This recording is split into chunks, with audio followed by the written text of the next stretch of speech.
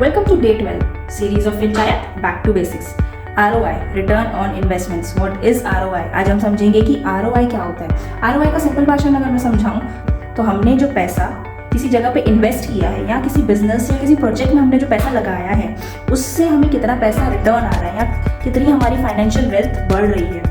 ROI से actual में हम ये जान सकते हैं कि किसी इन्वेस्टमेंट पर हमने जो पैसा लगाया उससे हमें कितना फायदा या नुकसान हुआ। एग्जाम्पल से समझाती हूँ।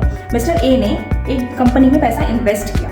अब उसे ये जानना है कि उसने जो पैसा कंपनी में इन्वेस्ट किया उससे प्रॉफिट हो रहा है या फिर लॉस हो रहा है। तो ROI जैसे दो तरह के होते हैं, एक पॉजिटिव या फिर नेगेटिव। उसे आप एक फॉर्मूले से समझ सकते हैं। मान लीजिए कि आपको बस इतना करना है कि आपके जो इन्वेस्टमेंट मतलब आपने जो पैसा लगाया है उससे आपको कितना पैसा वापस आ रहा है, मतलब गेन फ्रॉम इन्वेस्टमेंट्स। उसमें से आप घटा देंगे कि आपने जो पैसा इन्वेस्ट किया था, कॉस्ट ऑफ इन्वेस्टमेंट्स, उसको फिर हम डिवाइड कर देंगे सेम कॉस्ट ऑफ इन्वेस्टमेंट, मतलब कि आपने जो पैसा इन्वेस्ट किया उसी से हम दोबारा उसे डिवाइड कर देंगे और मल्टीप्लाई कर देंगे 100 से।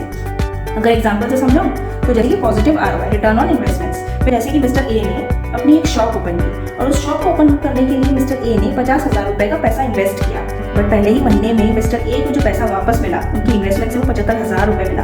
तो उस 75,000 रुपये में से जब हम 50,000 रुपये कम करेंगे तो उस 50,000 रुपये से जब हम उसे वापस डिवाइड कर देंगे तो मिस्टर ए का जो ROI वो पॉजिटिव रहेगा, 50% रहेगा। मतलब सीधी भाषा में समझाऊं तो मिस्टर ए ने लगाए 50,000 रुपये लेकिन उसे वापस मिले 75,000 रुपये, नहीं जो फायदा हुआ वो 25,000 का हुआ। वैसे अगर नेगेटिव में कन्वर्ट कर दूं तो मान लीजिए मिस्टर ए ने 50,000 रुपये लगाए थे बट उसे पहले महीने में जो वापस मिला वो सिर्फ 25,000 रुपये मिला। तो मिस्टर ए का जो ROI है वो अब नेगेटिव में 50% हो जाएगा।